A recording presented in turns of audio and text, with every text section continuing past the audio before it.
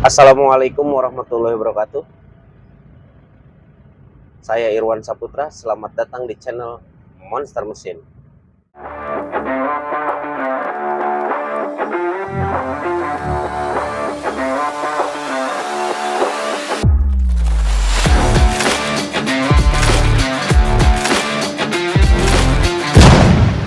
Monster Mesin. Video kali ini saya akan menjelaskan tentang pembakaran pada mesin diesel, khususnya mesin Panther. Jadi ada beberapa kasus di mesin Panther yang pernah datang ke tempat saya, entah itu berebet lah, ngebul lah, tanjakan lemah lah, dan lain-lain.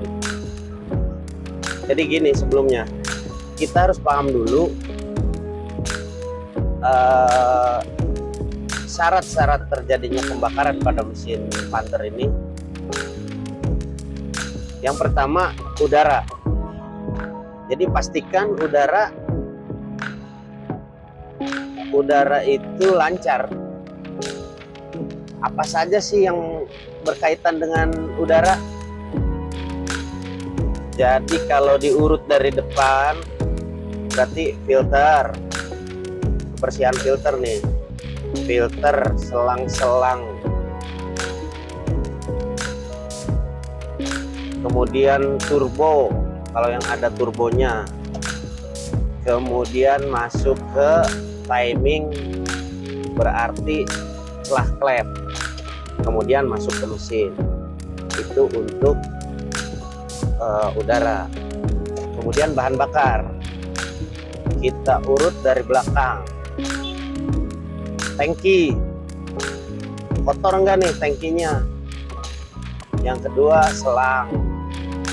selang-selangnya aman enggak nih, sobek,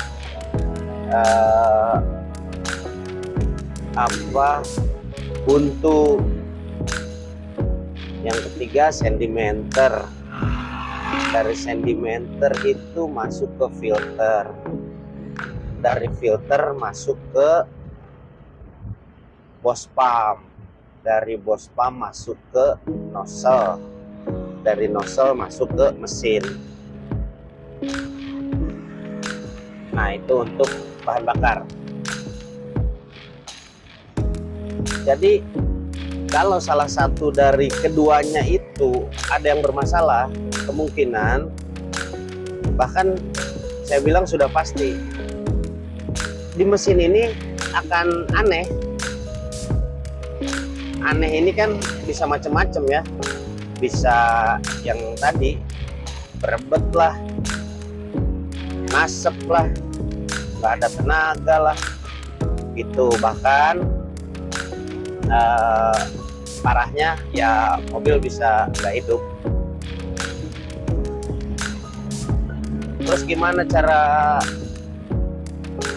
kita memaksimalkan untuk pembakaran tersebut?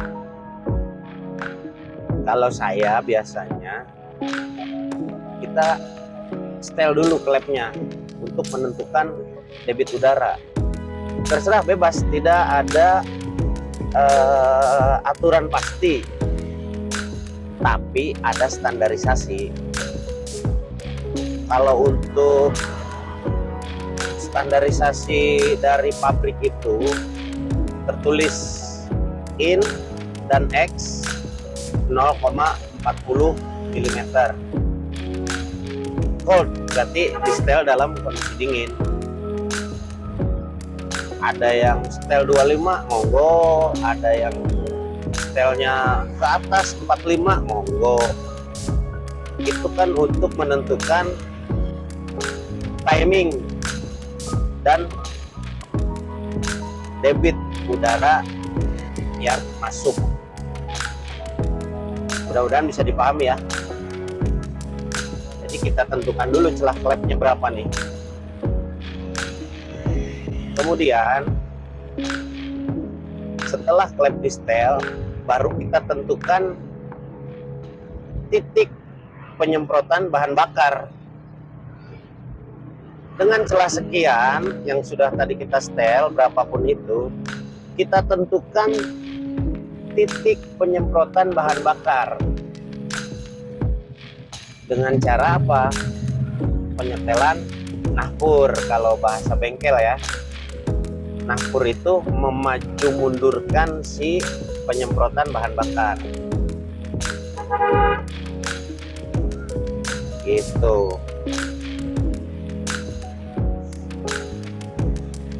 Jadi pembakaran mesin diesel itu bisa diartikan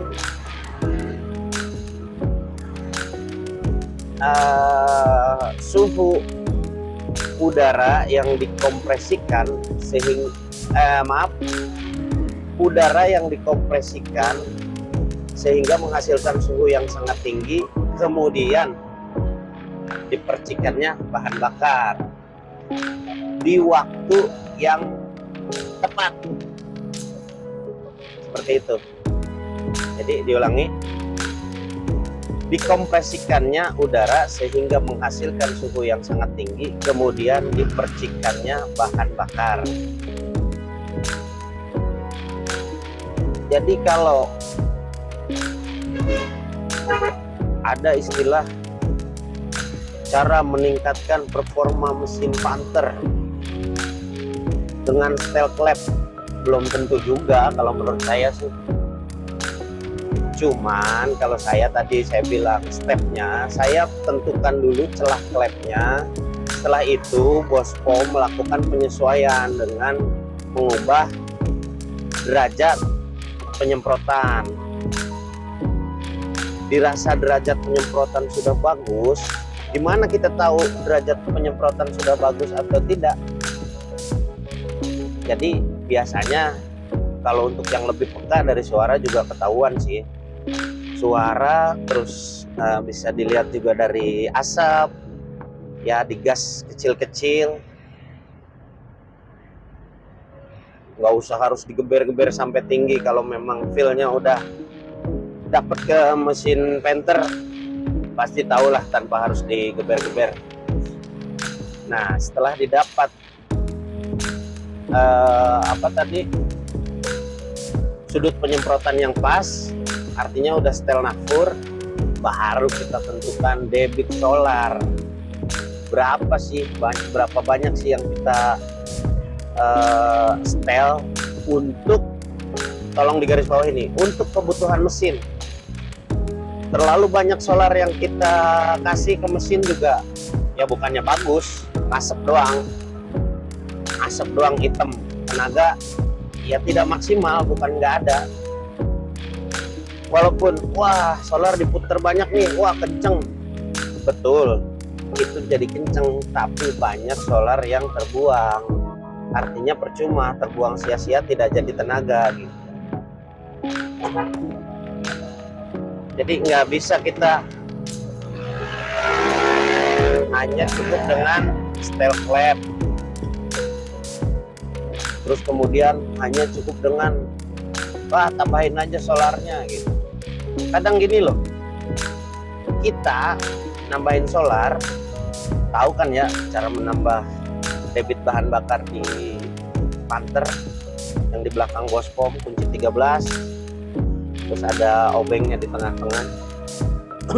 Jadi kadang gini, kita nambahin solar, terkadang kalau memang tidak pas itu, selain memang tidak ada tenaga, mesin malah jadi berisik. Apalagi kalau solar memang terlalu banyak, pasti ada bunyi duk duk duk duk duk duk duk gitu.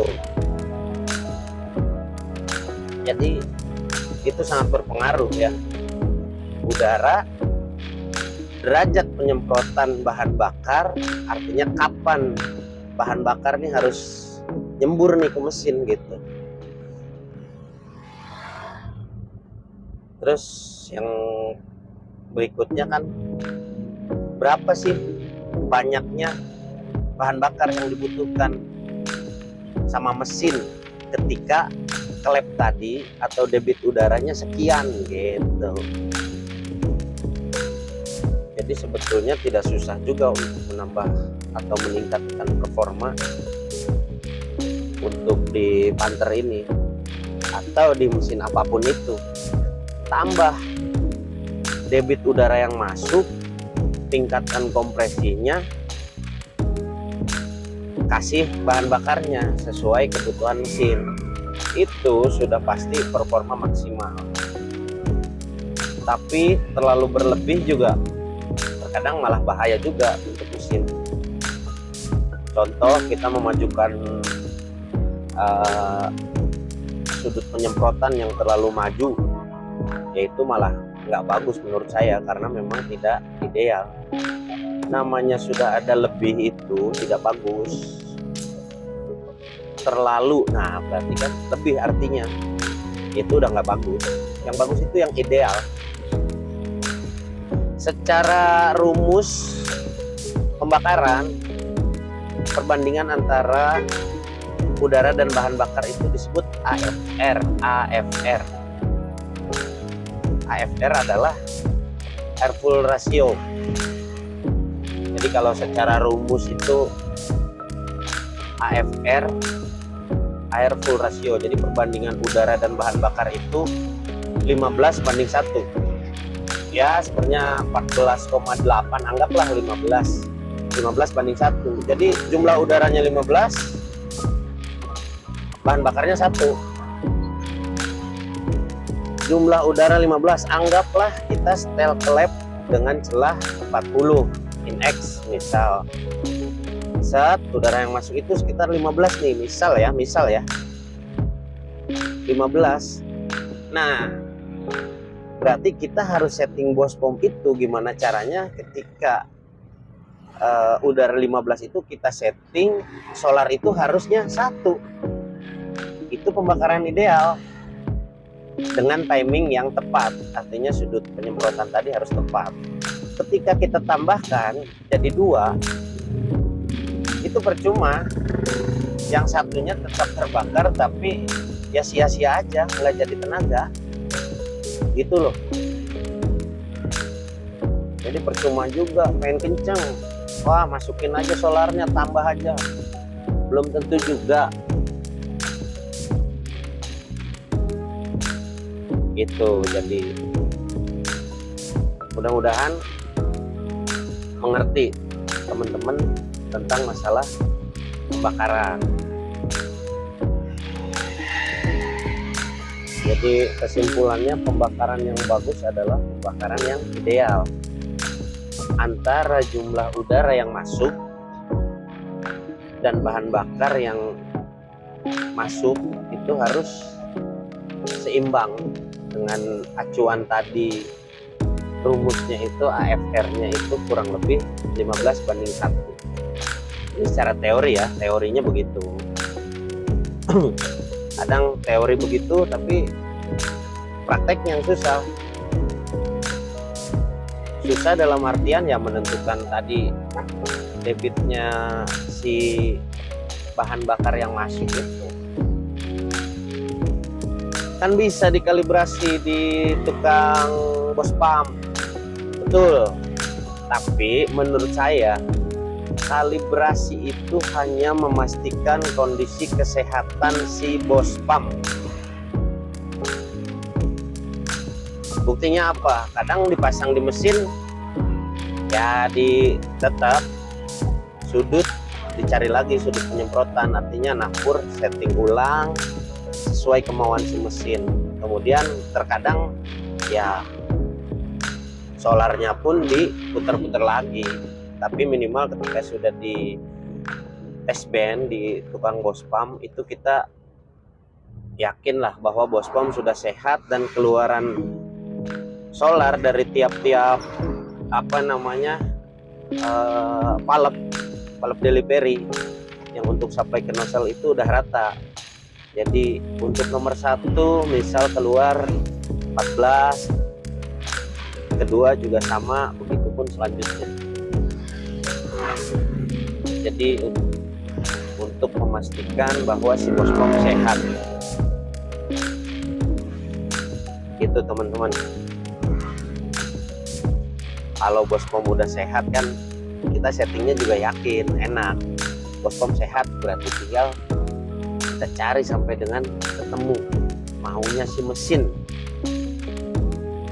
Kalau perakitan baru mungkin bisa sesuai marking ketemu marking, garis ketemu garis, pasang, bisa langsung ketemu enak. Mungkin itu juga mungkin ya, tidak bisa dipastiin langsung enak.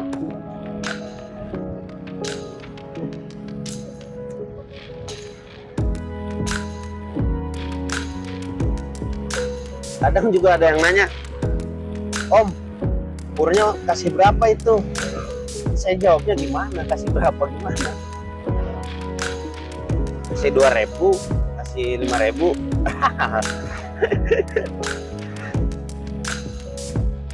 Jadi nggak bisa juga disamain tiap mobil, bahwasanya misal mobil saya nih, nah purnya bergeser maju kisaran 2 mili atau 3 mili, cobalah ke mobil orang digeser sekian.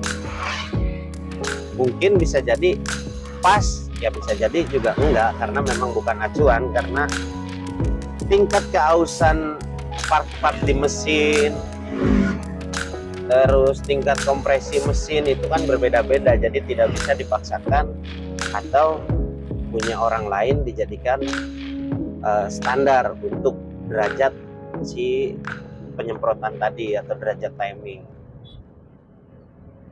gitu. Jadi yang enak itu mobil kencang, irit, awet, ya kan.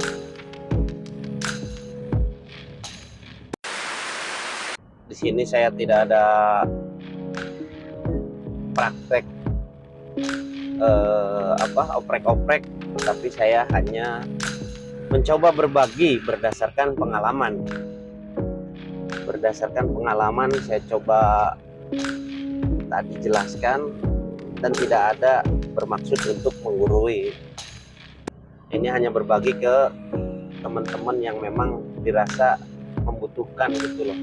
Jadi biar tidak salah langkah ketika mobil kita ada masalah atau dirasa kurang enak mau oprek sendiri, ya itulah tadi step-stepnya yang harus dipenuhi.